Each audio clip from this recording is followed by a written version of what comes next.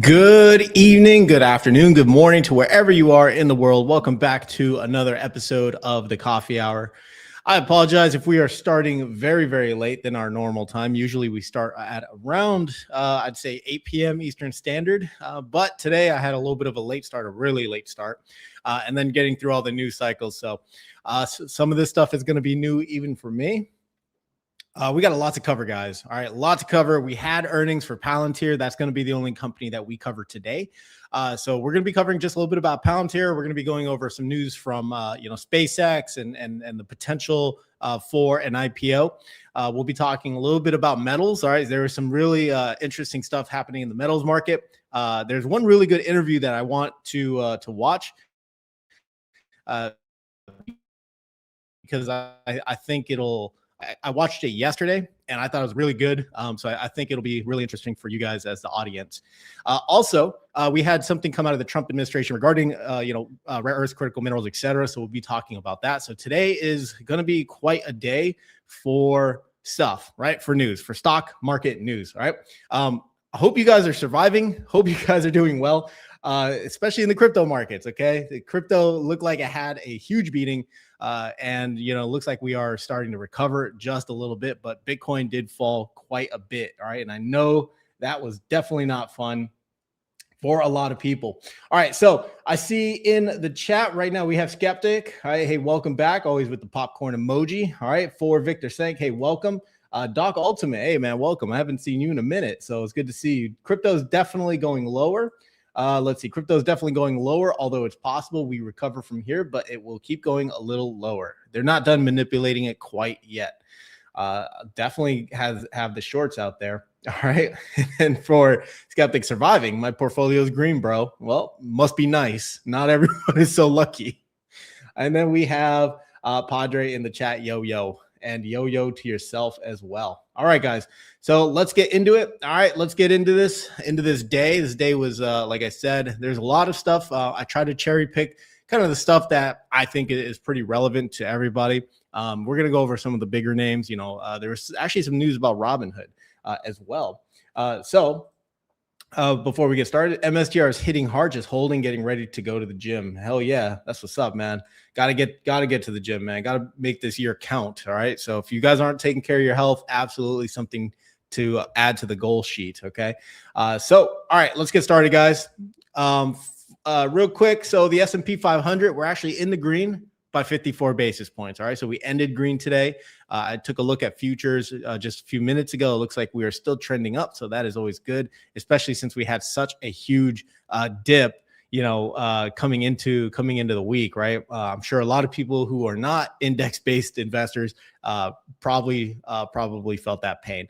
But, we're still looking good for the index. We're up year to date 1.72%. So not bad for gold. This was the biggest story. This and silver were the biggest stories, along with the miners, because there was just a huge sell-off, massive sell-off, right? And we did a stream yesterday where we're going over stuff, and we just saw how bad that sell-off was. But it looks like for at least gold, we were, in the aftermarket, it looks like it did climb up a little bit higher. I don't know if this dropped down or not. But for year to date so far, it is up 7.24%. So still one of the best performing assets. For silver. Okay. For silver, we're doing all right. Okay. So anyone who got in at the top of silver, back up here, 112, whatever it was, for an ounce of real silver. I hope you guys are doing well. All right. Try not to freak out. Try not to panic. We still, are dealing with that 37% dip. But again, you have to remember, the fundamentals are still strong for silver, okay? It is an industrial metal. It has a lot of demand and not a lot of supply, all right? So keep that in mind. We covered this yesterday that, JP Morgan and a couple other big banks, ended their shorting or got out of their shorts right at the bottom, right? So again, when we're talking about, market manipulation and insiders, this and that, I mean, you don't have to look too far. We also covered how, some of the major banks, were manipulating the silver markets in the past, and they ended up getting caught and paying fines, etc. So again, silver, we'll see how this turns out. Long-term hold, when you invest into something like a silver, definitely have a long time horizon. Okay. For Bitcoin, Bitcoin, oh my God, it went down so bad over the weekend, right? And into Monday. I think we actually saw a bottom of, and I don't think this chart captures it correctly enough, but I believe we saw a bottom of about 74,000, maybe 75,000. So that dip was pretty crazy. Okay. This dip over the last month has just been crazy. 20% down. All right. 20% down. And then from its peak in 2025, we are down 36%. All right. So a full 36%. Can we go lower? Probably, right? There's always that possibility. I mean, Bitcoin does have those really, really volatile swings up and down. All right. So can we potentially go lower? Some people think this is the bottom, right? We're going to cover that in just a moment from our boy Tom Lee. But others are calling for 25,000 Bitcoin. Okay, 25,000 Bitcoin in a worst case scenario. In the worst case scenario, if this was to continue breaking support levels, et cetera, resistance, and all that stuff. All right, so but year to date, we see that Bitcoin is not the best performing asset year to date, down almost 10 full points. All right, Ethereum, let's see, over the last 5 days, again, same thing. I don't really cover Ethereum all that much, but just wanted to cover it for the stream. Year to date, down 20.86%. All right, so from its all-time highs, let's see, back in August, I think is really when it happened. All right, and all the way down now, it's down 50%. So shout out to anyone who's bag holding out there. I feel your pain. Don't worry. I'm in BMNR myself. So I feel, I feel that pain, but I'm not getting shaken out of my BMNR holdings, not one bit. All right. So now that we covered kind of the broad market, some of a little bit of the crypto, let's get into a quick video from our boy Tom Lee talking about the bottom for crypto. All right. This came out today. So let's listen in. Oh man, I really hope you guys can hear this. I might have been a bad host again. Hold on a second. Let me get that back up because I think I did not add the sound. Let's see, stop screen. Yeah, I did not add the screen or the sound. Man, I swear I'm a terrible, terrible host. Okay, all right, now we got it. All right, let's go. Boom. All right, let's listen in what Tom Lee had to say regarding all of this. He was on CNBC earlier today, so let's listen in. Because it was the beginning of the year you were talking about, did you use the word speed bumps for volatility, or I don't know what it was, but you also said that a lot of it could be based on things coming out of Washington, that the market was going to be held hostage to that to some extent. Is this worse than you expected, or pretty much what you were thinking? Well, and parts of it have been much worse. Like, how I think the crypto market has taken it much worse than we expected. Why? Good morning. I think part of it sort of delevered in October. And now when we have gold and silver doing so well, especially at the start of the year, that created FOMO. And that was like a vortex sucking all risk appetite towards the precious metals trade. So I think crypto has suffered from that on a price basis at a time when the fundamentals have been good. It's been a contrast. I think the broader economy is actually in good shape. So to me, the turmoil here is kind of what you said. There's a lot of uncertainty because of Washington picking winners and losers. And some of this could be the new Fed pick. But I'm also kind of heartened. I think gold and silver taking a breather is actually a good thing. A breather. I mean, 80 on silver. That's not breathing yet. It's like I don't know what that is. You do point out that the consensus now is for the GOP to lose the House, and that is not necessarily a negative for the markets for the future because it's already consensus. Yeah, I think it's consensus. It might actually be a positive surprise if the GOP keeps the House. If that were to happen. If that were to happen, but that's a big if.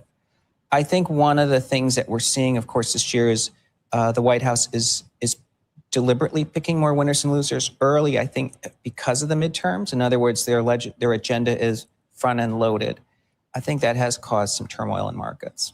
Even if it was Hassett, or I don't know who the markets would have liked, but you think no matter who it is, the market tests the new Fed, the new chairman of the Fed when he's announced, or she is announced.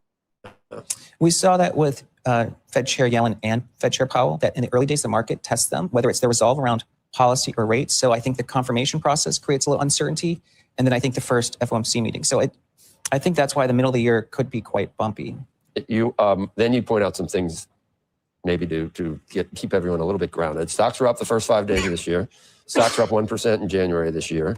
Since 1950, that's happened about half, a little bit less, 36 times of 76 years, and the S&P was up 18% on average after a start like that. But I thought you said it.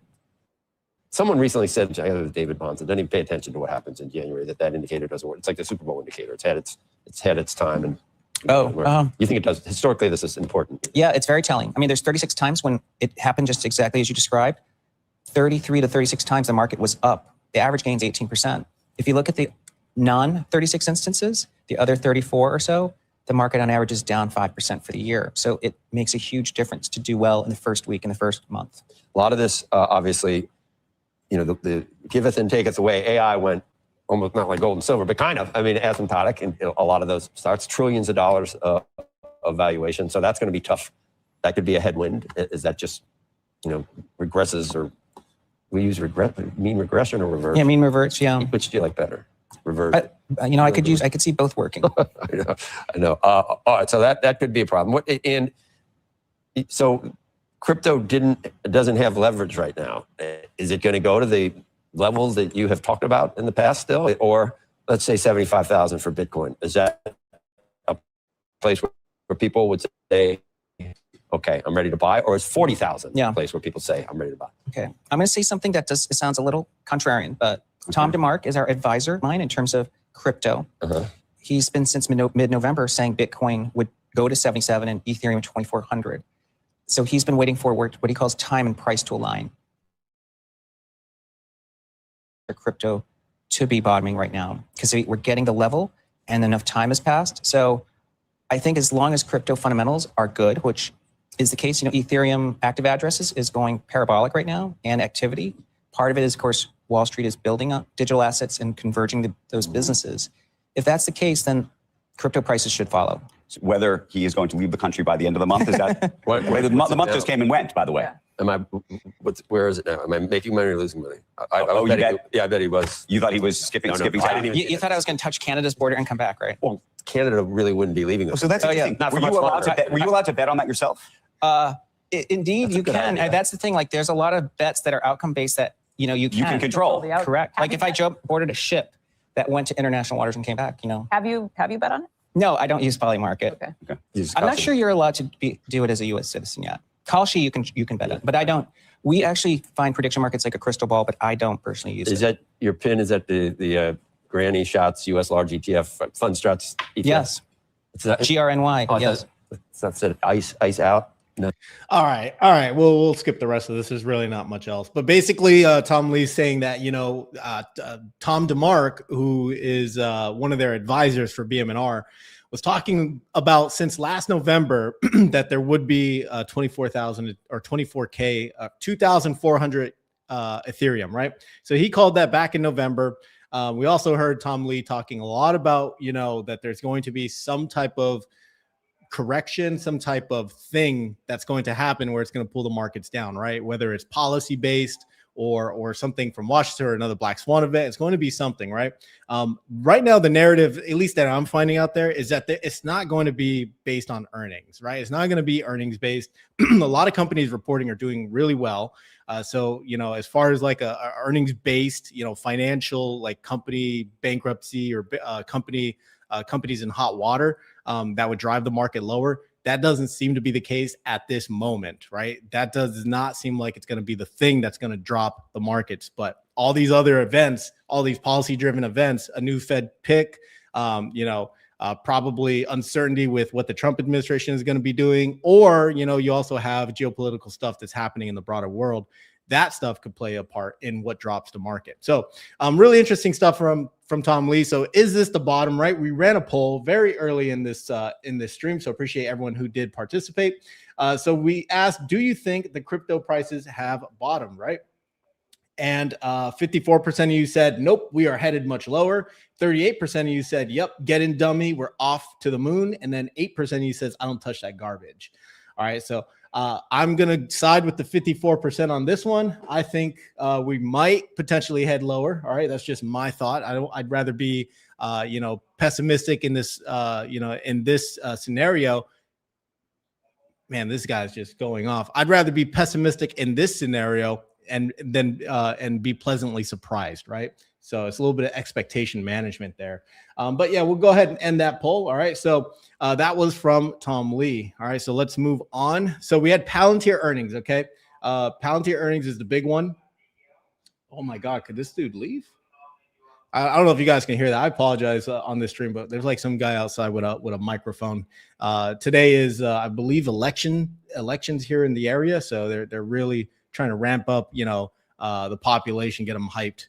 All right, for this voting. But anyways, not here, not there. So Palantir beat fourth quarter estimates on the strength of its AI and defense demand. All right, so boom, AI is still around. All right, AI is not dead. Palantir is not dead. Palantir is doing very well, and I'm very bullish on Palantir. You guys have heard me probably I won't shut up about Palantir. I like Palantir a lot.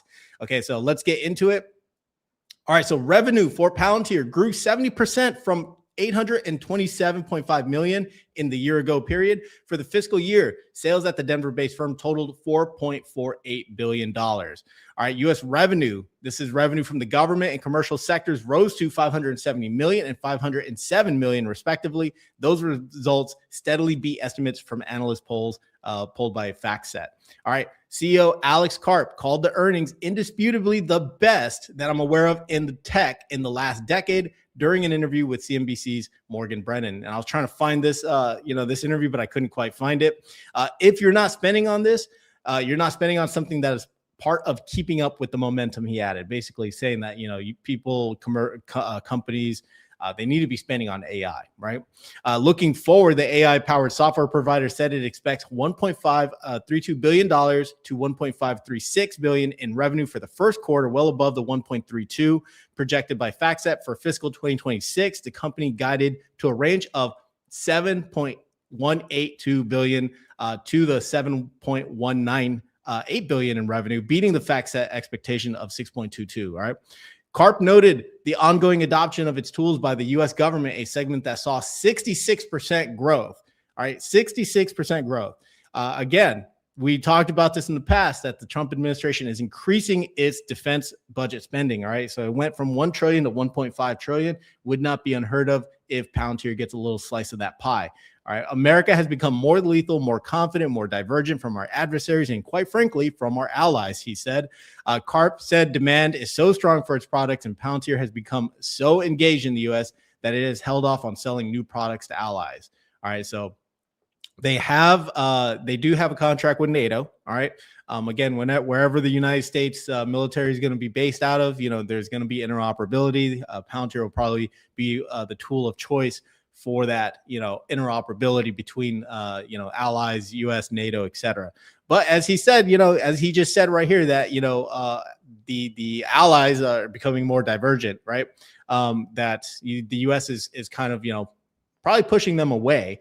Again, when it comes to Alex Karp, he's very outspoken.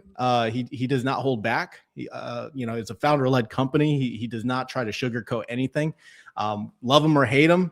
I admire the fact that he's not afraid to say what is on his mind. And I mean, you can see some of his old interviews where the guy is just like not staying steady in his seat. He's fidgeting, he's moving around, but he's a very, very intelligent person. So if you have never seen a keynote speech by Alex Karp, or at least heard him speak, I really recommend it, especially if you're interested in understanding a little bit about Palantir and who's actually driving the ship, right?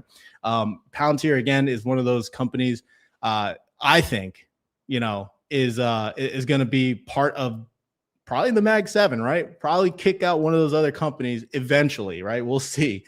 Right now, there is the index, the Mag 10, and Palantir is a part of the Mag 10 along with AMD and Broadcom. So that is our Palantir, all right, segment, beating estimates and absolutely crushing earnings. So shout out to anyone out there who's in Palantir. shout out to anyone who is holding any of the other ETFs out there that, income ETFs, PLTW from Roundhill, or maybe even PLTY from yieldmax, right?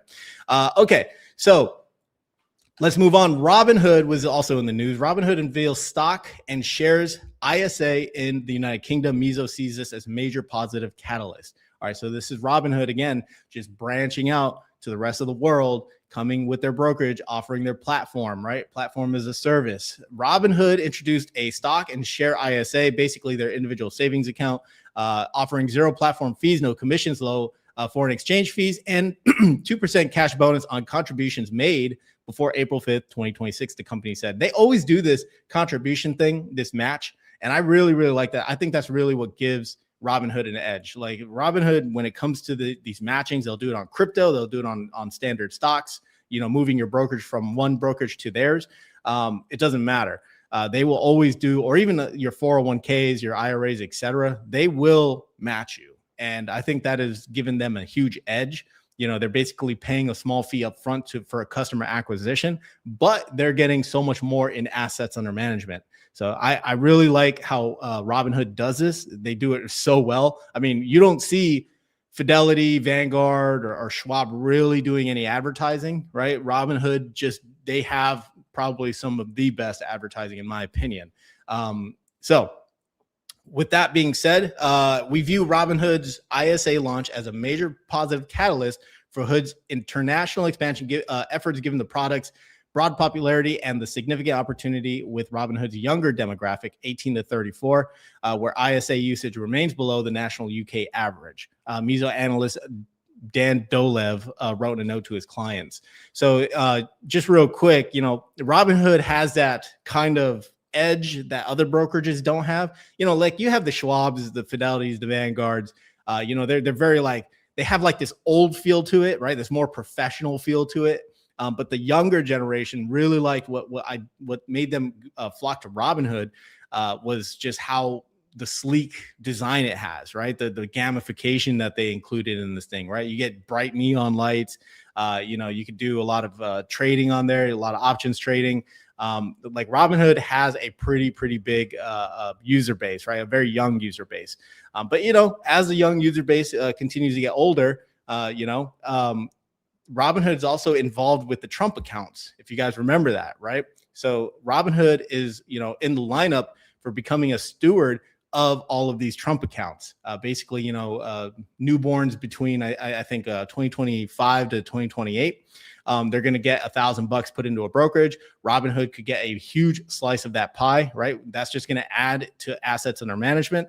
So they're going to have all these new accounts that is going to be in something like an index, an S&P 500, right? So there's going to be a lot of inflows for the index, for equities. So when that starts off, I haven't seen anything lately, but when that starts off, I think that's going to be super bullish for Robinhood. The total addressable market for Robinhood new product is vast. Mizo said the market value of adult ISA holdings is likely well over $1 trillion cash plus stock versus the 333 billion assets under custody as of the third quarter of 2025 for Hood. All right, so again, very bullish stuff for Robinhood. They're also, moving very fast in the tokenization of assets space. They're trying to tokenize a lot of things. They also have the mortgages, right? So you can get a mortgage through Robinhood. And now they also offer tax and estate planning. So, I mean, again, Robinhood just has a lot going for it. I'm still very bullish on the company. And I think, in the future, we're going to see some exciting things come from them, especially when it comes to the tokenization stuff.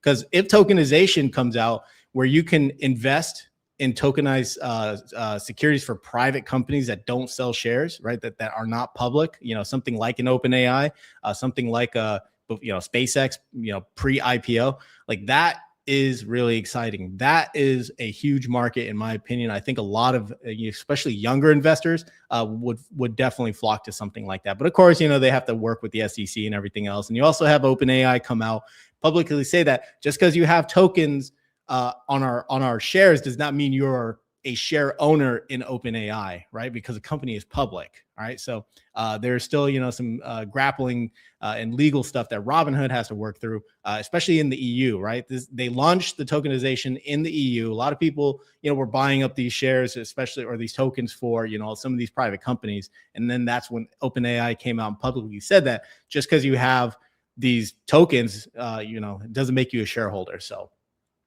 we'll see, what Robinhood comes out with next. Again, really bullish on their stock. All right, so SanDisk, again, one of the big names out there. They had, I think, what was it, like a 1,300% increase in their stock price over the last year. Maybe it's 1,400 now. Just over the last month. I mean, you guys can see it right there. Just absolutely crazy. But SanDisk sees a 40% gain over 5 sessions. All right, SanDisk has gained about 40% over the last 5 sessions, advancing an extraordinary 176% so far year to date. All right, so just for the month, right, just for January, you saw 145% in share appreciation for the stock. Absolutely crazy. Again, SanDisk was not on my bingo card of being a super valuable company. I never even really heard of them. I saw their products. Everyone's seen their products. It's the SD cards, right? That you can go to like a Target or like a Walmart, Amazon, whatever, and purchase these usually for cameras and things like that. So, I guess they're having a part in the whole AI play, and there's this insatiable demand for their memory, for their memory cards or their memory in general. So really, really interesting what's happening with SanDisk. Again, as we just saw with, silver, the steeper the climb, the more sharp the decline. All right. You guys got to remember that, like Micron is seeing some crazy gains over the last year. Will they continue? Left to be seen. They are only one of 3 makers of memory. Samsung is the other one, and SK Hynix, South Korean company. So with the whole SanDisk thing, be very, very careful if you're looking for an entry. I saw an article out there that a lot of people, or not a lot of people, I should say, that's too broad. The article is basically saying that the new theme is going to be memory, right? So we moved on from AI. AI is over and done with. 2025 had a blowout for AI, right? So we're moving on from that. Then it became the metals, right? The commodities. Everyone started hopping into silver. It was a cold silver trade, right? For the last couple of months. Now that is kind of burned out and fizzled out, now people are talking about memory. All right. Memory being the next play, right? This is where there could be potentially lots of inflow for companies like SanDisk, Western Digital. You also have, of course, Micron and SK Hynix and Samsung, right? So, could this be the next theme for this year, right? For 2026, is memory going to be the next big thing? I have no idea. I have no clue, but it is interesting to see how investors are just moving from trend to trend to trend, right? And these are probably like, sophisticated long-term either traders or swing traders, etc. So if you're looking for probably something to dig into, on your spare time, maybe you might start looking in the memory sector, okay? We did cover one ETF that has the potential to launch probably soon from Roundhill called DRAM. All right, that ticker is not out yet, but it is something that does look interesting, could have some potential for this year. So that's something I'm looking forward to. Okay, so real quick, just want to check the chat. So hey Sergio, welcome back. Always always a pleasure. Sorry, I was reading another chat. All right, guys. Let's hop over. So Oracle was also in the news. All right. Oracle rises after company announces $50 billion fundraising plans. Here's what's happening. They're basically putting out to the market, more bonds that they want to raise money for their CapEx, for their data center CapEx. All right. Oracle stock rose 2% on Monday morning, trading after the company announced on Sunday plans to raise another 45 to 50 billion in the 2026 calendar year. The data center giant said on Sunday it planned to raise 45 billion to 50 billion of gross cash proceeds during 2026 to build additional capacity, i.e. data centers, to meet contracted demand from its cloud customers. All right, this is crazy because first the market did not like that Oracle was, basically raising all of this cash. They really did not like it, and that's what prompted most of the sell-off. As a matter of fact, if we look at Oracle stock real quick, if we look at Oracle stock, you guys could see that over the last year, it just had this crazy run up and then just absolutely got destroyed ever since, getting slashed pretty much in half. All right. Again, Larry Ellison has been talking about how demand for his data centers the demand is crazy. Like there's so much demand for Oracle data centers by these companies, not so much the hyperscalers, but for these companies. And he's taking on a lot of debt in order to fund the creation of these data centers, to fund the construction of these data centers.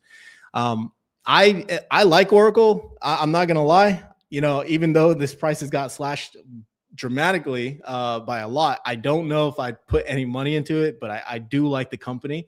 I've said that in the past. I tried a few things where I would use, Oracle 2x bull shares, and that did not work out very well for me. So, just word to the wise, be careful with this stock. Again, if you're a big fan of the AI trade, data center demand, then Oracle could be that proxy for you.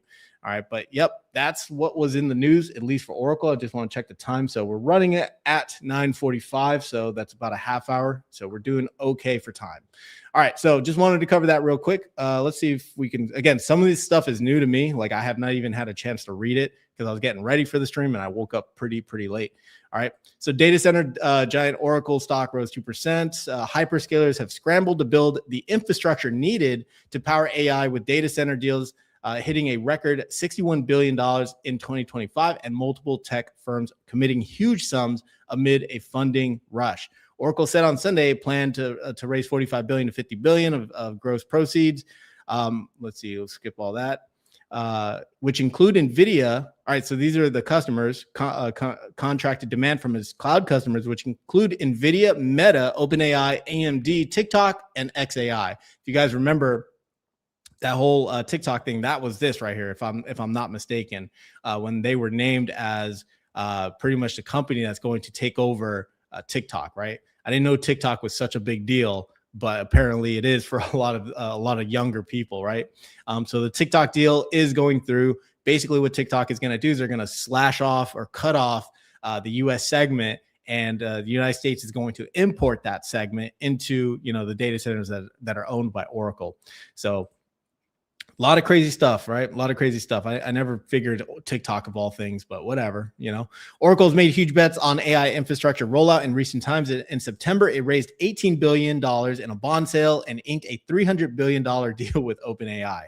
We're going to be talking about OpenAI in just a moment. All right. They've been coming under a lot of heat for basically begging for money. All right. Begging for money. That's essentially what it's coming down to. Investors have flagged concerns over Oracle's aggressive AI build out plans and debt raising. That is really what started to cause Oracle's sell off, right? So if, Oracle will have a comeback in 2025 or 2026 is left to be seen. There's still a huge narrative out there that these companies, even though they're building out all of this capacity, right? All of these AI data centers, the money that they're making and the demand is not there, right? That's one narrative, AI bubble type of stuff. But I don't know. I think Oracle has the demand, and they need to build out this stuff in order to basically appease their customers, right? Because the customers, everything is moving towards AI. We see it. We all see it happening right now. Companies are laying off huge amounts of people, and they're attributing it to AI, right? They're attributing it to AI. So, it wouldn't be far-fetched to think that, data center demand is there. Okay. So anyways, moving on, we have NVIDIA, and this is what I was talking about when it comes to OpenAI. All right. We have NVIDIA basically walking back some of their investment on OpenAI. So let's listen in. I want to bring in Alex Kantrowitz of Big Technologies, also a CNBC contributor. First thought of you to opine here. Anything to see here in your mind? Yeah, I don't think this is good for OpenAI. And if you think about the words that Jensen used in the fall compared to the words that he's using now. You know what? We'll just watch this. Sorry. Let's continue. It's definitely a pullback. No matter what the camps say, they might say everything is hunky-dory. It's a real shift. In September, the press release said that NVIDIA intends to invest $100 billion in OpenAI. Now Jensen is saying OpenAI invited us to invest $100 billion, and we'll evaluate it step by step. So I think we knew from the outset there was no firm signature on this deal, that it would be something that they evaluate as they go on. But there definitely seems to be less of a, as has been mentioned already, a commitment and a concrete belief that from NVIDIA that they will fulfill all $100 billion. And for OpenAI, I don't think that's a good sign. And it does come down to the fact that the company, when this deal was signed, was doing great. It was out in front. Now there's been a lot of competition. Anthropic comes in with Cloud Code. Google comes in with Gemini 3. All of a sudden, you're not really sure if you're betting on the winner. And that's what I think we're seeing with NVIDIA. What do you make, though, AK, about the other comment allegedly made, according to their sources, journals, about a lack of discipline at OpenAI? You have thoughts on that? You must. I do. My perspective is, if you think about what OpenAI is doing, they're going after so many different markets. You have the device that's coming with that big investment with Johnny Ive. You have an enterprise bet. You have a consumer bet. There's bets everywhere for OpenAI. I think that might be interpreted within NVIDIA as a lack of focus. It'd be one thing if it was leading in every single discipline, but when you see other companies, for instance, Anthropic going ahead with Cloud Code, or Google with this very competitive model with Gemini, that's when you start to say, do you need to be making all these sprawling bets, or do you need to focus? Because you could ask OpenAI, what is your bread and butter? And it's not 100% clear what their winning horse is going to be. So that's how I read it. Well, there you go, guys. There you go, guys. OpenAI is in trouble. All right. They're at the center of a lot of money, right? Of this circular financing. They're at the center of a lot of this.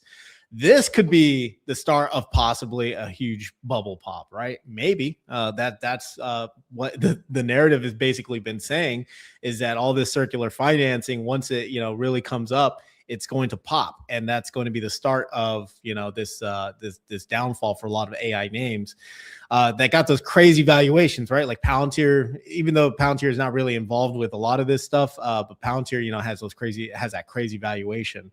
So basically, what was said in this video is that NVIDIA does not, or they said they would, if certain things were met. OpenAI is probably falling behind on that. And now you have Anthropic and Gemini, from Google coming out. Maybe OpenAI is not the best, right? As a lot of people had thought. They were one of the more popular ones, one of the more first ones to market that took a lot of the market share. I don't know really, in my own personal opinion, like which one is the best. There's, you'd have to look at polls. You'd have to look at customer signups and usage data, which I don't have readily at this moment. I'm still thinking that OpenAI will be probably just fine. They're going to have to innovate, and they're going to have to innovate fast. Again, there's so many videos out there of OpenAI, right? There's so much negative speak about them. There was a video where Sam Altman was on a podcast. I can't remember the podcast at this moment, but Sam Altman was basically saying, hey, if you don't want, and he was kind of being a jerk, but he's like, hey, if you want to sell your shares, we'll sell your shares, to an investor. And basically he was trying to be cute about it, right? But it just was perceived very wrong. I don't think he has that kind of that attitude, right? Or that persona where, you can be sarcastic, funny. But you also had Microsoft CEO right there, Nadella Satya, if I'm not mistaken. But he was also right there, and he was just kind of laughing. But you have OpenAI, Microsoft. They're really not on good terms, in my opinion. They're really not on the best of terms. There's been some friction between those two companies and the direction of OpenAI. Microsoft has a huge amount of money in OpenAI. They own a pretty decent share of OpenAI. So Sam Altman, what he's doing, it's all these deals, all this circular financing. It probably can implode. I don't want to say it's probably going to implode, but it probably can implode if more and more of these backers are starting to withdraw their cash. Okay, so. Just wanted to cover that piece, because again, I'm in this AI trade, and this AI trade is pretty damn important, I think. So if you're in any of these single names, like Google's been getting a lot of popularity lately because of the Gemini stuff, and their share price has reflected, right? Google is probably one of the top names that investors are going to have in their portfolio for this year. All right, so moving on, Elon Musk SpaceX acquires its own startup, all right, acquiring AI startup xAI ahead of a potential IPO. So we're just listening real quick. I'm not going to go over every single little detail, but Elon Musk is combining rocket maker SpaceX with his artificial intelligence startup. According to a statement, SpaceX is reportedly gearing up for a massive IPO. Musk's xAI owns and operates his social networks X after he merged those two entities last year. And xAI, as you guys know, has the Grok, right? That is what Grok is. All right. So let's listen in. Companies, Morgan Brennan has the details. Morgan. Hi, Melissa, I'm back. That's right. So we now have a report, this one from Bloomberg, that Elon Musk is planning to, in fact, merge SpaceX with xAI, this is according to people familiar with the matter, in a deal that has been apparently announced in a memo, although that information is not public yet here. We've been getting increasing reports and speculation that this could be coming and coming as soon as this week. Now, apparently, a report that a memo internally has gone out suggesting this. I've reached out to SpaceX. I will let you know if and when and how I hear back here on this potential deal. But of course, it puts another big AI player, in this case, xAI, into the spotlight with this idea of AI infrastructure spending in a day where we're already talking about it, whether it's NVIDIA and OpenAI or Oracle raising more capital to build out its cloud. And of course, it comes on the heels of just a couple of days ago, SpaceX filing with the FCC for the ability to build out and launch as many as 1 million satellites to space for a space cloud as it builds out or considers building out, works to build out AI data centers from space. All right, let's bring in Mackenzie Zagalos into the conversation. Morgan, stay right there. A big part of this, obviously, is the fact that xAI, Mackenzie, burns a lot of cash. I mean, this is straight from the Elon Musk playbook of take a company that is burning a lot of cash and merge it with a company that is a little bit more stable and put them together, and it provides ballast to that, up and coming company, which would be in this case xAI.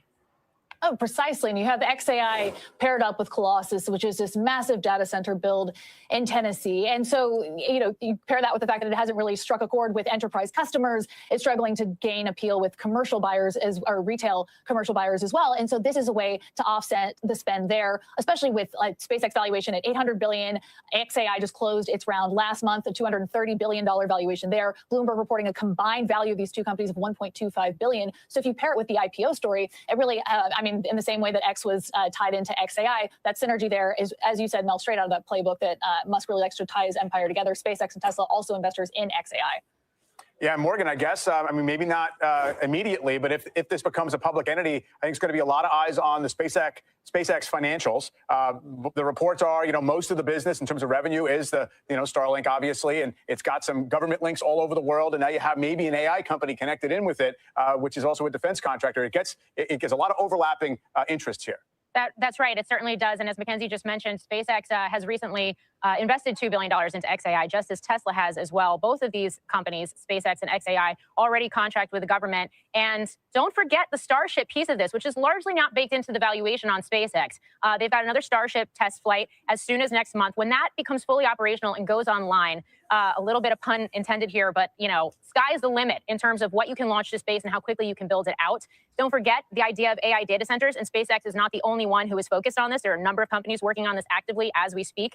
SpaceX, though, of course, given its track record, getting a lot of attention here. But the idea of unlimited power through solar and cold temperatures in space. So you need to be able to fortify the hardware and actually test the technology and make sure it works. But you're looking at potentially, and Musk has talked about this, maybe a couple years away fully to have this whole data infrastructure from space. So perhaps why not do this ahead of an IPO that could be the largest ever on record as soon as the summer, a $1.5 trillion SpaceX hitting the market. So what do you guys think? You guys big fans of this data center and space story that's going to be happening? Who are going to be the major players? Obviously, you're going to have, SpaceX, and you're going to have SpaceX in this, launching 1 million satellites to build an AI cloud. Like, that is absolutely crazy. I personally just can't fathom that. I can't think of that. Like, that is just way too big brain for me. Now you're going to also be competing with China that is also trying to do that. You're going to also be competing with, Amazon that's trying to do something similar. That's a lot of space junk that's going to be up in space. And what does an AI data center in space even look like? You know, they're talking about launching 1 million satellites. Are we talking about, you know, having one massive facility of something of some sort in space that's going to, you know, also have all of these racks and servers in it? Like, I cannot fathom really at this moment what an AI or what a data center in a space really looks like. When that IPO does happen, because you have xAI now rolled up into SpaceX, right? Now that you have one massive entity, what does that valuation look like, right? If they do IPO, let's say they do IPO, what share price are you willing to pay to buy into that story? And then not only and think about this as well, right? Because I heard a very good comment on this. When SpaceX and xAI go public, all of those investors, the private investors, the big money that's in those companies now, what do you think they might try to do? Right? They might try to offload shares because they want to get the money out of SpaceX and xAI and redeploy it into something else. So, you know, you're going to see that classic pump and dump probably. So it is very curious what's going to happen when SpaceX / xAI, when they finally IPO, right? Of course, you know, you have the Tesla community that loves Elon Musk. They're probably going to pile into this thing. Me personally, I don't want anything to do with Elon Musk's company. Not that he's a bad CEO. I think he's a phenomenal CEO. I think Tesla is a great company, et cetera, et cetera. But it's just Elon Musk is such a wild card in his own. He's his own worst enemy when it comes to his share price. Because, you know, as we saw last year, you know, when he created or helped with the creation of Doge, and he got really political and he started fighting with President Trump, you know, that reflected in Tesla share prices, right? That reflected heavily in Tesla share prices. And even though Trump's on record right now saying, oh, they got a great relationship, yada, yada, yada, who knows really what he's thinking and how he can wave his pen around and say, hey, cut SpaceX out of all these government programs, right? Just cut them out. But, you know, SpaceX, to their obvious credit, they have the best rocket technology at this moment that I have found, right? They have reusable rockets. The technology and the amount of research that has gone into that is definitely useful, right? Definitely useful. And they have a huge contract with the government. And then he also has Starlink as well. And Starlink has several government contracts, not only commercially, in case you didn't know that, but Starlink is also is used not only in the Ukraine-Russian war, right? But it's been used in disaster areas, right? Whenever the United States government needs to address a disaster area, you know, Elon Musk, Starlink can turn on. So again, what does that all look like? Will he roll Starlink also into this SpaceX umbrella? You know, that wouldn't be far-fetched, especially if you're looking to do this data center in space, you know, story. So left to be seen. But I thought that was really interesting. Just Elon Musk is such a wild card. I call it the Elon Musk factor. So anyways, we're going to skip this because we're running a little short on time. We're at minute 47. All right. So basically, we'll just cover this briefly. US dollar rises on safe haven demand.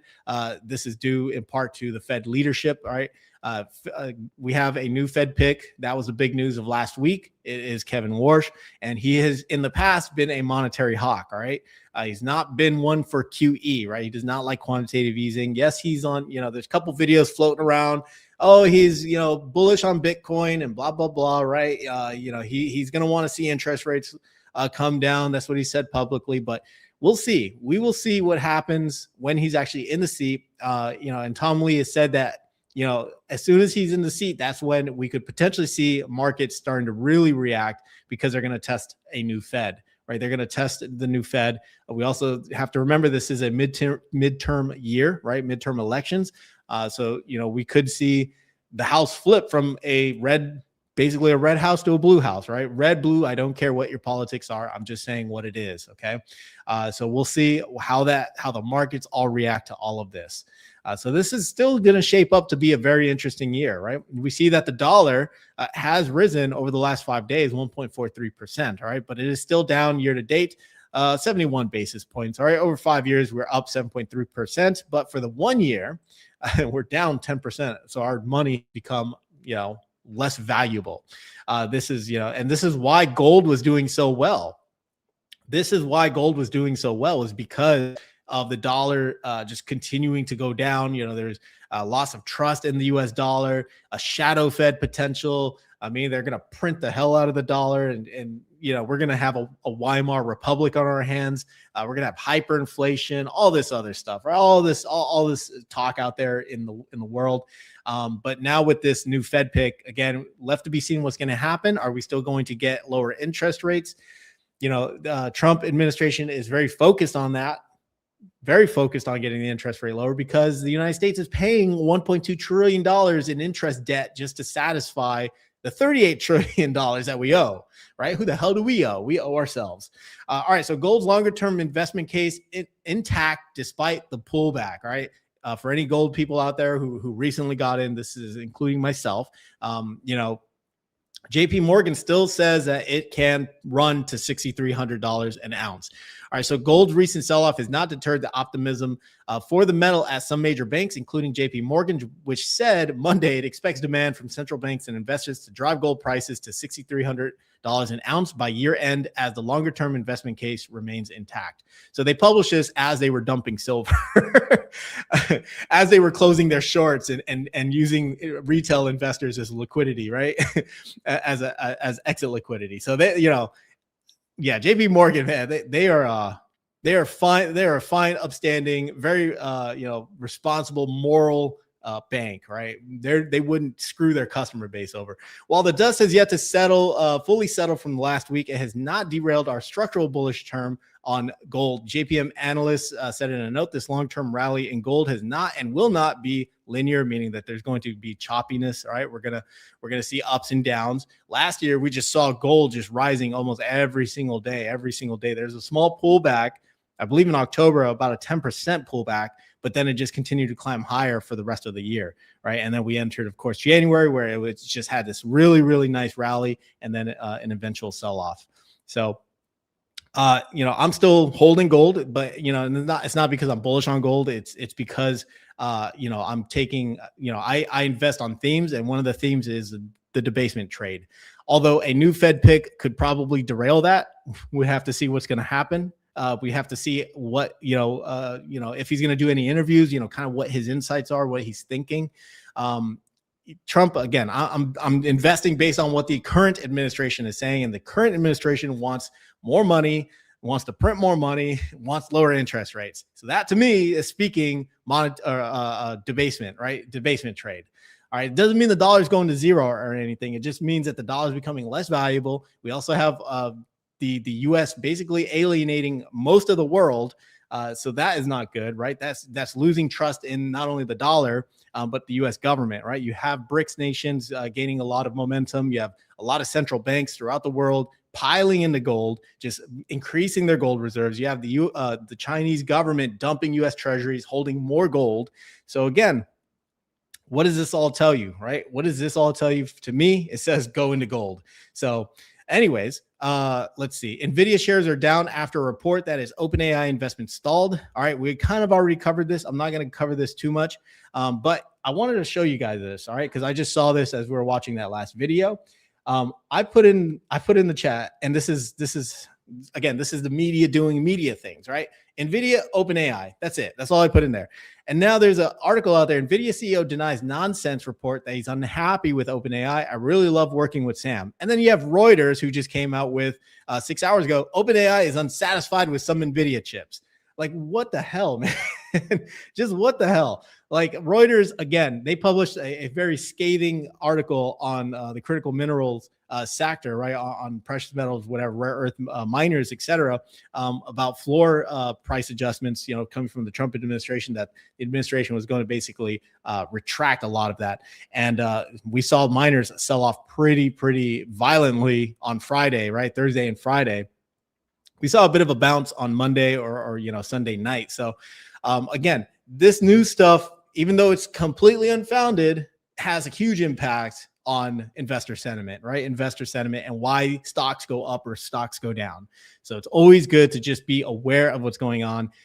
Fight through the noise. Okay. If you're bullish on these companies, you have conviction in these companies, then this really is a no-brainer. All right. This is the biggest news. All right. For our metalheads out there, our newly minted, you know, people who are are getting into commodities, myself included. Okay, I wanted to cover this because this is actually really huge news. Trump to launch a $12 billion strategic critical mineral stockpile to counter China.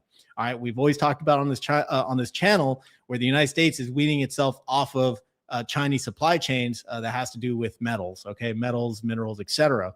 So this is a big, big deal, similar to how important the Bitcoin reserve is, right? But anyways, Trump is set to launch a strategic critical mineral stockpile with $12 billion in seed money. Bloomberg reported on Monday as the U.S. seeks to reduce its reliance on Chinese rare earth and other metals. All right, these are some of the companies that are going to be benefiting or already have benefited from share price appreciation. The venture to be named Project Vault, which we need to definitely dive into next time, reportedly will combine $1.67 billion in private funding with a $10 billion loan from the U.S. Export-Import Bank to acquire and stockpile the minerals for automakers, technology companies, and other manufacturers. So we had USAR's CEO on Fox Business talk about this, and I think this is extremely valuable for everyone to listen in and pay attention to what is happening. Okay, so let's listen in. Welcome back. The Trump administration moving to shore up domestic rare earth supplies. The government planning to inject $1.6 billion into USA Rare Earth through a debt and equity package, while the Commerce Department is set to take a 10% stake in the Oklahoma-based company. The stock up 3.5% this morning. Joining me now is the CEO of USA Rare Earth, Barbara Humpton, back with us. Barbara, congratulations on this deal. Thank you, Maria. It's been a great week. Yeah, it's been a great week because you're getting all this injection from government. But I want to get your take on what this means for government as a shareholder in USA Rare Earth. Is the government going to be an active shareholder? Are they going to tell you what to do? Don't pay dividends? I mean, what do you want to say to shareholders about this? Our letter of intent with the CHIPS program office makes clear they're taking an economic interest in the company. And the capital that we will now have access to gives us the ability to accelerate and expand what we already had planned for the company. What this means is that as we grow, the American people will benefit. So you're talking about already you have access to some of the richest areas in terms of minerals. Tell me about that. Is particularly this space in Texas? This is a really important point. USA Rare Earth now has built an entire value chain, from the mine all the way through to metal making and magnets. This mine that we'll be developing in Round Top in Sierra Blanca, Texas, is the richest known deposit of heavy rare earths in North America. Why do heavies matter? These are the critical minerals that make our permanent magnets that move motors, et cetera, more powerful and performing at high temperatures. These are minerals that are needed in semiconductor production. There are oxides needed for jet engine production. These are the high value critical minerals that complement the light rare earths, which are lower valued critical minerals in the supply chain. And this is the key to moving us forward. Will this enable the United States? So real quick, you heard her talk about the metals and how important they are into which sectors. Okay, so very, very important. Metals play a huge part in everything, especially when you're looking at what the Trump administration is doing, spending a lot of money on defense spending, right? And then you look at defense spending, who are the players? You have Raytheon, you have Lockheed Martin, General Dynamics, et cetera, right? You also have the Stargate project, you have the data center CapEx spending, you have semiconductors that need all of these metals in order to create their chips. All right. So this is why all this stuff is so important. This is now getting into the actual material that makes up all of this. All right. So let's continue listening in. To have less reliance on our number one adversary, Communist China. Absolutely. And this is the whole story. For 30 years, China has worked hard to gain control over the supply chain. And today, in the heavy rare earths, they control more than 90%, sometimes up to 97% of the entire supply. Today, it's impossible to get supplies of critical things like yttrium, like terbium and dysprosium, the critical rare earths that are so important to these technical fields in our economy. And what are those specific minerals used for? These are the ones that go into permanent magnets, but they're also used in semiconductor production, not only in the chips themselves, but in the equipment that makes the chips. Now, President Trump obviously has been working overtime to limit China's stronghold on critical minerals, including the acquisition of Greenland to gain access to key resources. I asked the president about Greenland this week in Davos. Here's what he said. Watch.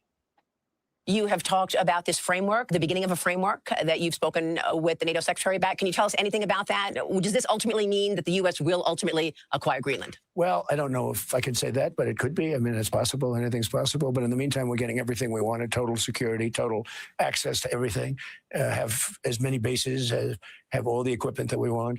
And very importantly, you know, we're building the Golden Dome, we call it, and it works much better when we have access to Greenland.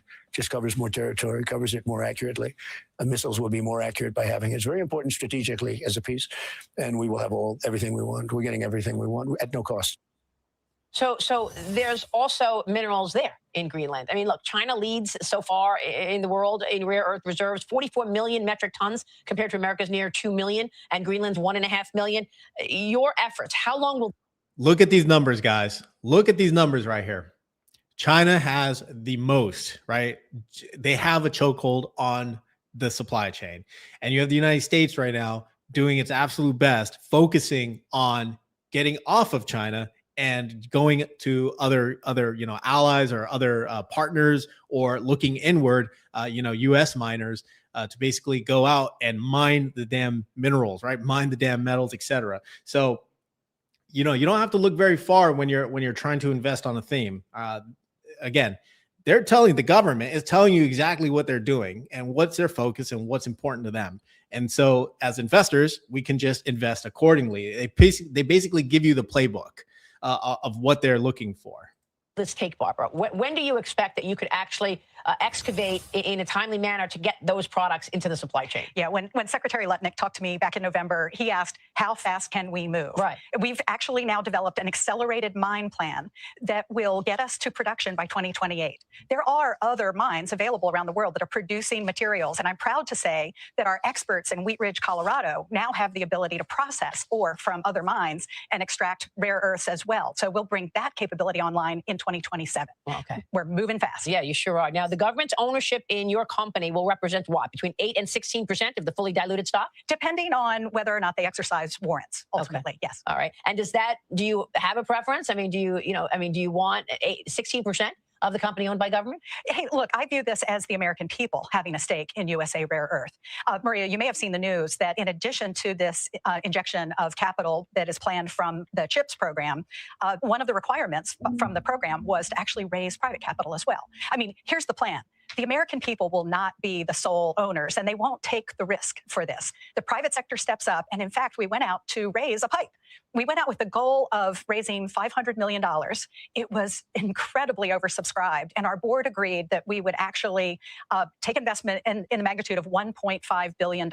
You put that together with what will come from the CHIPS program office, we now have the capital we need to carry us through the next 2 years. Wow. So the PIPE transaction is closed, or is it expected to close this week? We just announced yesterday it's closed. Okay, so it's closed. All right, I want to read one comment from one of the analysts that talking about all this, and he's concerned that the USAR arrangement does lack the price floors, profitability guarantees, and the offtake agreements that were inherent in another deal that the government did, which was with MP. That's right. Yeah, the MP deal, we applaud them for making the progress that they have, but we did not request, nor do we need, price floors or offtake agreements. In fact, the economics of the pieces of the supply chain that we're pulling together command high prices.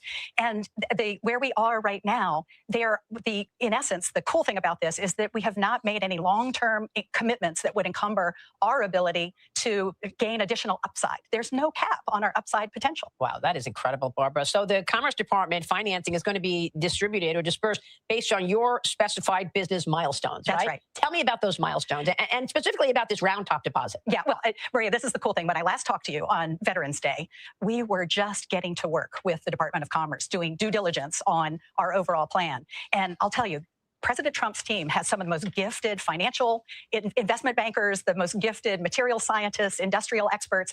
And so what we've done is we've had the chance to pressure test the plan that we have in place. So what we've built is a plan that has significant milestones at every step along the way. Investors who join us now will have the chance to monitor our progress against this plan. And with the confidence that not only Round Top coming online by 2028, the ability to expand metal making using the oxides that will come from that mine and others around the world, but indeed the ability to produce magnets. And I'm happy to report that we are commissioning the magnet line. Our very first production line is coming up in Stillwater. We're in commissioning now, pressing block.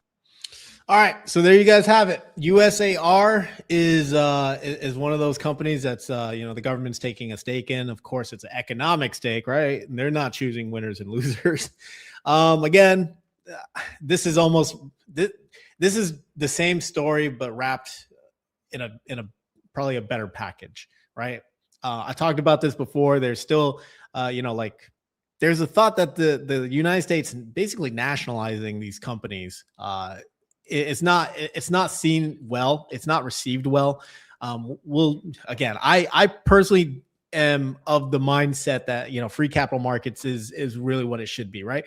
Good companies should do well, bad companies should die off, right? But you have the Trump administration putting a lot of money into these miners, which could be boosting their share price, right? We already seen that happening across the sector with a lot of these, you know, where the administration is launching a stake in this company, Intel's one of them, you know, another company, MP Materials, and now we have USAR, et cetera, et cetera, et cetera, right? So I don't know. What do you guys think? Is this good? Is this bad for you know, the Trump administration to be picking winners and losers? That's been one of the themes you know, last year, and definitely is going to be a theme this year, where the administration is just going to, you know, kind of make their picks and then investors will invest accordingly. So we'll see what happens. But I personally am not a fan of it in all you know, honesty, just because I prefer again, free capitalist markets. This is akin to, you know, like where Russia or China, they nationalize these companies and they become too big to fail, right? You guys remember that phrase, right? These banks back in 2008, 2009 were too big to fail. So we could have instances where these companies, they keep falling behind. But you heard Barbara here, the CEO for USAR, speak and say that they have to reach certain milestones in order for them to basically get the funding, right? So, which is a good thing versus them just getting a blank checkbook. So I like that. I mean, that's really good because you don't want companies that are just failing and doing really bad and not really opening any mines, not mining anything. You know, the revenue problem margins, et cetera, look atrocious, but they have government backing, right? And the government is just paying them to keep pushing along. You know, from a taxpayer perspective, that could be rather infuriating. But anyways, let's move on. All right. So we already talked about it, but rare earth miners jump as Trump announces the establishment of the critical mineral reserve. All right. So we have some breaking news that gold and silver rebound after a historic wipeout. So that's always good. So let's listen in real quick. This is Robert Friedland. I really think people should listen to him on YouTube. Okay. He is phenomenal. He's similar to a Rick Rule, who's a commodity subject matter expert. Robert Friedland, I learned a lot. He has talked about why copper is going to be so important. It's going to be the next wave for the commodities market. So if you're a believer in that sector, in that metal and the use case, the industrial use case for copper, it might be something worthwhile to look into. All right, so let's listen in. So in our country, Robert, please. Mr. President, thank you so much for what you've achieved. Everything we touch, we either grew it agriculturally and you've helped the farmers, or we mined it. All these cameras you see in front of you, they were mined. Every time you pick up a hand phone, it was mined. And so stimulating the ability for the miners in this country to help you industrialize the country, they're the salt of the earth. And we're super excited that America is doing something for not only our national security, but for the reindustrialization of the country, because you can't reindustrialize Detroit with a lot of metal. And I'm telling you on behalf of every miner I know, they're elated at the breakthroughs that have been achieved here. They'll make a lot more cameras in the future. And maybe you can help us teach everybody that everything you touch like that, somebody mined it. And we need your support, and we're really happy to get it. And congratulations, you're in the Hall of Fame. Is that the Rare Earth Hall of Fame or Mineral? It's a bunch of pictures of dead guys that go back to Herbert Hoover, who was a miner. Mining's down to 1% of the S&P 500, but really everything you touch needs mining.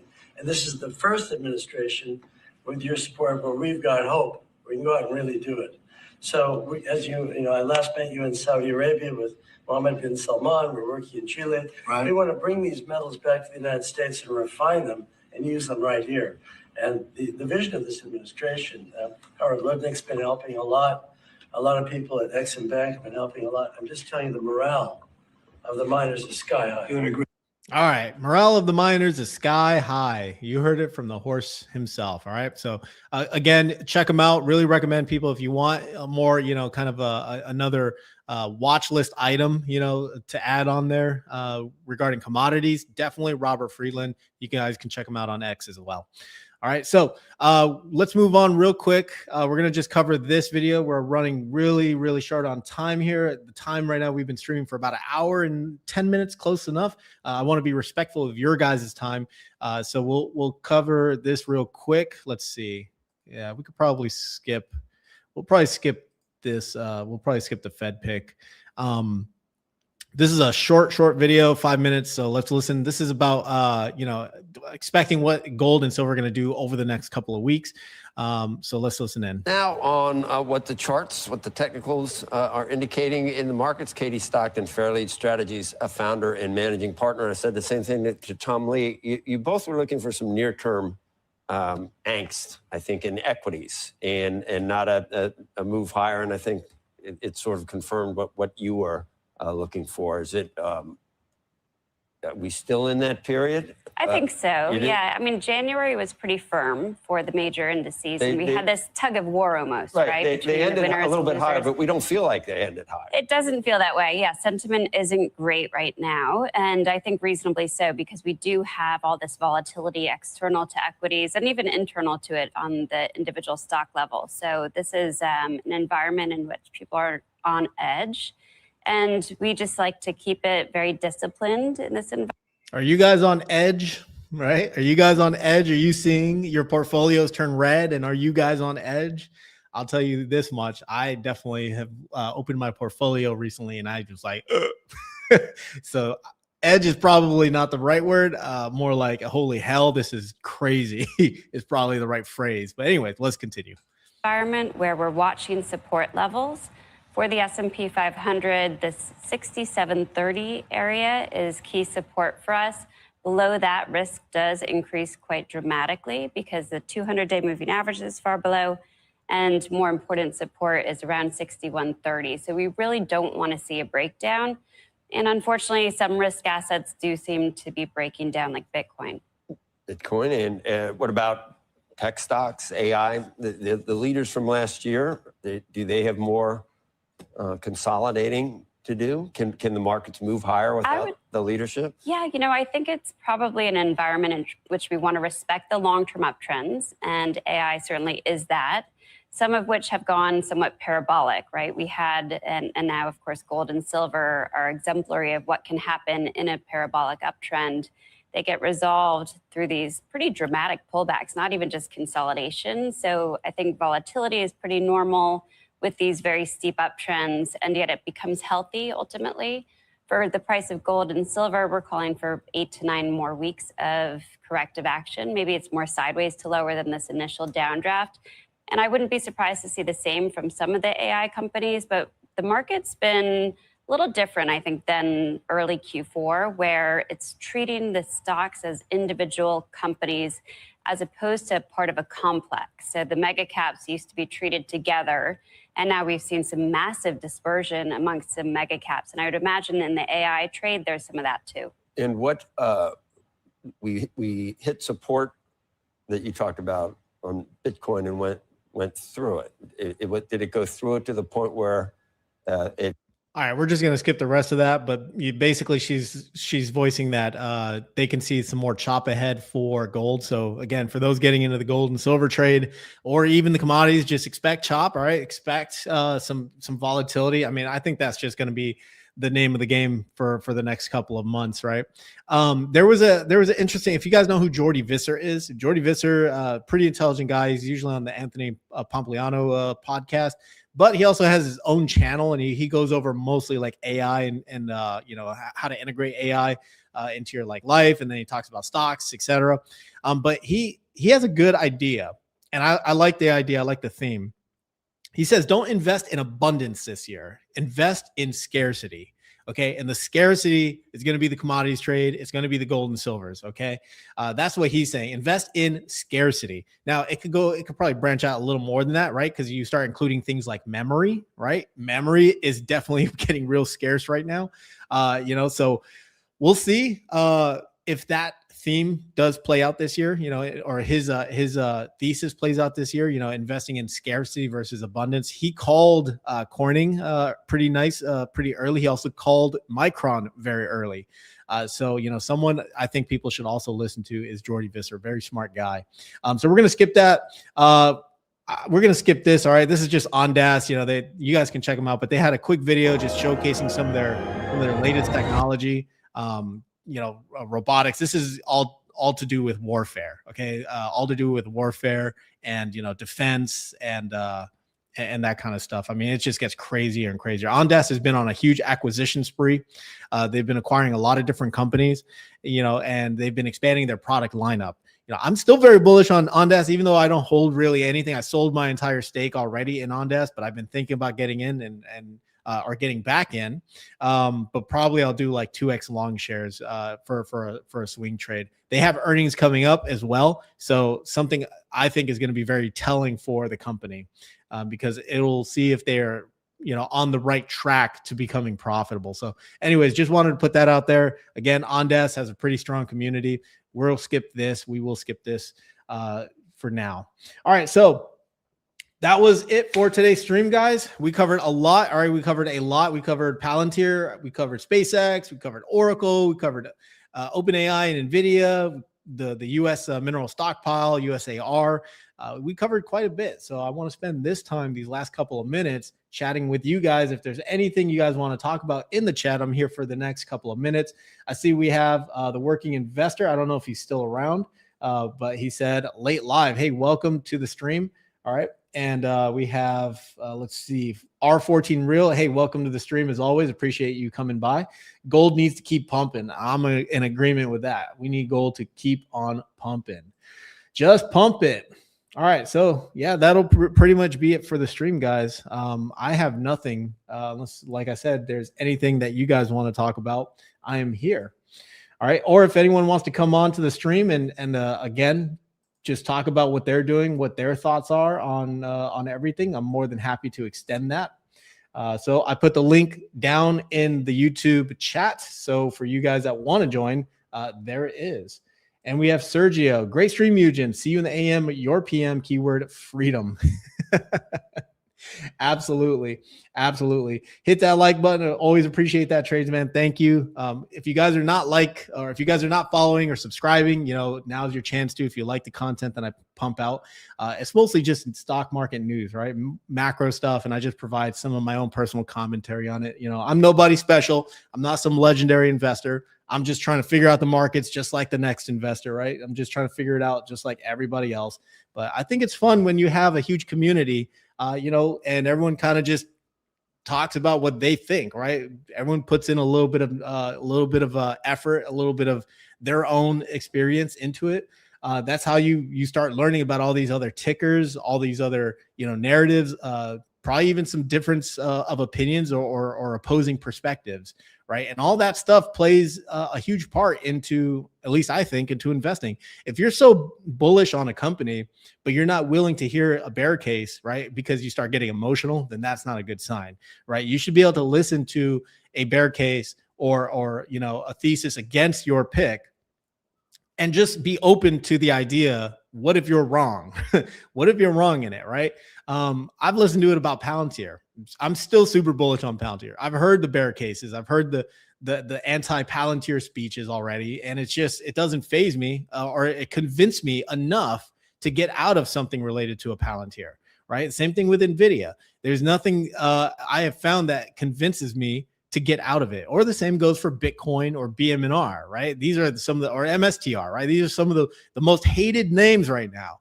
And I have not found anything that has convinced me to get out of anything. All right. Or that has convinced me to get out of these names. But again, you should be, listening to other opposing views. There's a good phrase out there. Is it conviction or arrogance, right?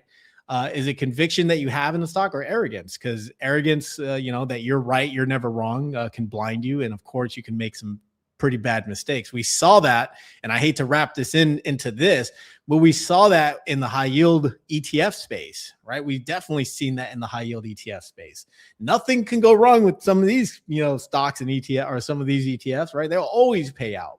And then when you had an opposing view saying that, hey, these might not make sense, here's why there's risk, et cetera, et cetera, et cetera. From some communities, you would actually get banned for voicing an opposing view, or you would just get made fun of, I guess, or called stupid or whatever, right? It's kind of ridiculous.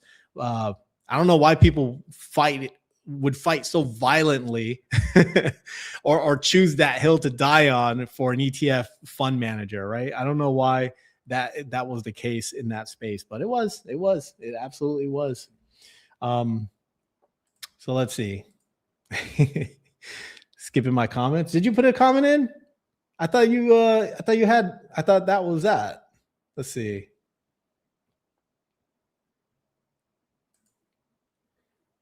Hey, Skeptic, I don't know, man. Those are the only comments that I see.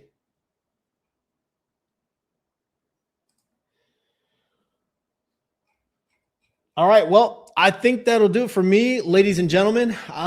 Been streaming for about 1 hour and 20 minutes. I have to get on with my day. All right. I do appreciate everybody joining me for this stream and cutting it up with me and, just going through the news cycle. All right. As always, I appreciate you guys. All right. As always, you guys have a wonderful night, a wonderful evening, wherever you are in the world, or a wonderful morning, right? As for me, you guys can see that the sun is nice and bright. So I will catch you guys in the next stream. You guys have a wonderful day, and I'll see you then. All right. Take care, guys. Thank you.